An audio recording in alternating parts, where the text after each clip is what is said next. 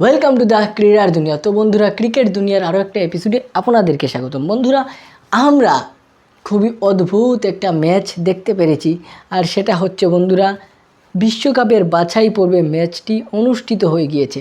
আর সেই ম্যাচটিতে মঙ্গোলিয়া 10 রানে all out হয়ে গিয়েছে। বন্ধুরা, তাদের 5 জন ব্যাটসম্যান রানের খাতায় খুলতে পারেন নাই। বাকিদের মধ্যে 4 জন বন্ধুরা করেছেন 1 রান করে, 2 জনের ব্যাটে আসে 2 রান করে। আর এইভাবে তারা 10 রানে অল আউট হওয়ার বিশ্ব রেকর্ড করে ফেলেছেন। বন্ধুরা, এটা টি-20 বিশ্বকাপের এশিয়া অঞ্চলের বাছাই পর্বে খেলাটা হয়েছে। আর এর বিপরীতে সিঙ্গাপুর, তারাও বন্ধুরা এই 10 রান চেজ করতে গিয়ে একটা উইকেট হারিয়ে ফেলেছিল। আর 5 বলের মাধ্যমে প্রথম ওভারেই তারা কিন্তু জয়টা ছিনিয়ে আনে। এটা খুবই মজার একটা ঘটনা ঘটে গিয়েছে।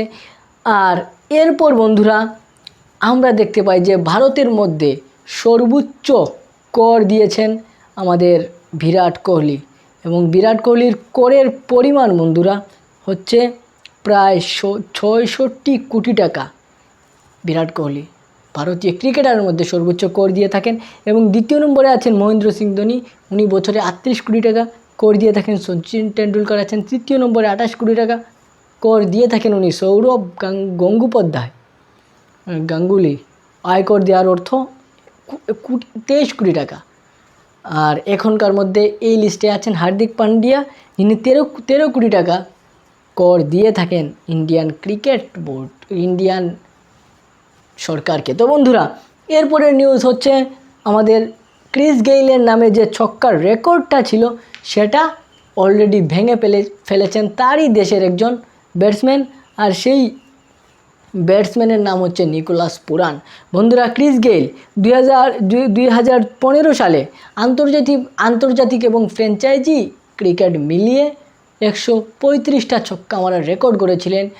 আর যেখানে নিকোলাস পুরান এই বছর এখনও শেষ হয় নাই, কিন্তু 139টা ছক্কা মেরে দিয়েছেন বন্ধুরা। কিন্তু এখানে একটা মজার বিষয় হচ্ছে বন্ধুরা, আমাদের ক্রিস গেইল সাহেব 135টা ছক্কার জন্য 36 ইনিংস মাত্র ব্যাট করেছিলেন।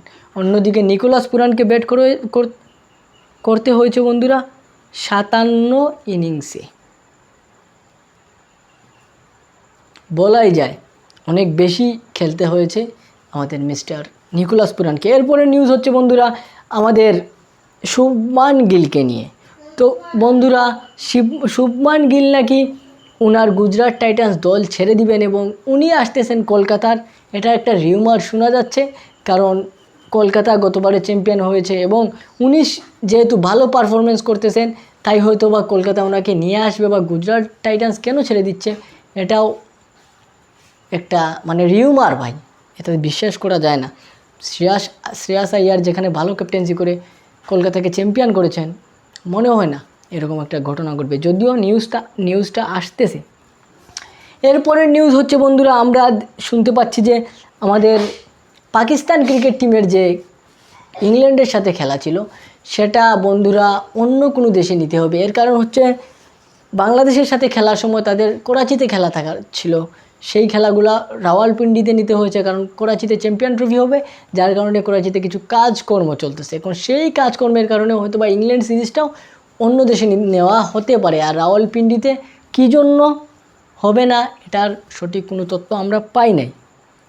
তো বন্ধুরা, এর পরের নিউজটা হচ্ছে বন্ধুরা আমাদের আবারও বিরাট কোহলিকে নিয়ে। তো বন্ধুরা, বিরাট কোহলির চাইতে জো রুট খুব বেশি সেঞ্চুরি করে ফেলেছেন এই কয়েক বছরের ভিতরে। বিরাট কোহলি যেখানে মাত্র 2টা নাকি 3টা সেঞ্চুরি করেছেন, সেখানে জো রুট 12 থেকে 13টি সেঞ্চুরি, 15-এর উপরে সেঞ্চুরি করে ফেলেছেন। আর জো রুটের সম্ভাবনা রয়েছে সচিন টেন্ডুলকারকে টেস্টে ছাড়িয়ে যাওয়ার, যেটা বিরাট কোহলিকে নিয়ে একসময় স্বপ্ন দেখা হতো, কিন্তু হয়তো বিরাট কোহলি এটা পারবেন না। আপনারা কি মনে করেন অবশ্যই কমেন্টে জানিয়ে দিবেন। দেখা হচ্ছে নেক্সট ভিডিওতে। আজকের মতো বিদায়। আর নিউজগুলো আপনাদের কেমন লাগলো অবশ্যই কমেন্টে জানিয়ে দেবেন। আজকের মতো বিদায়, ভালো থাকবেন। আসসালামু আলাইকুম।